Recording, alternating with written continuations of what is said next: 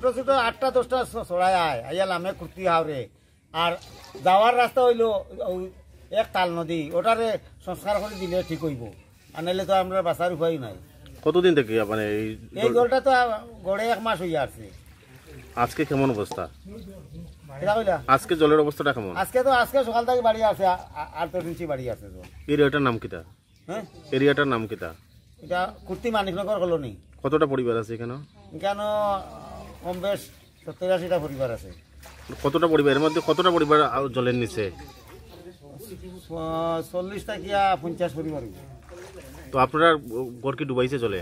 হ্যাঁ, আমারও 56 রানিং চলতেছে বয়স। মানে আপনি ছোটবেলায় এরকম জল দেখছেন না? ছোটবেলায় এরকম জল দেখছেন না?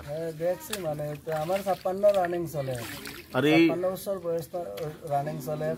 আমি জল তো দেখে আইতাছি, বিপুল হারে জল বাড়তাছে।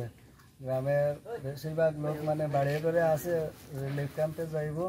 আর জলটা হয়েছে কি, এখানে তাল নদী আছে, এটা পেনা টেনা লাগিয়া জাম হয়ে গেছে।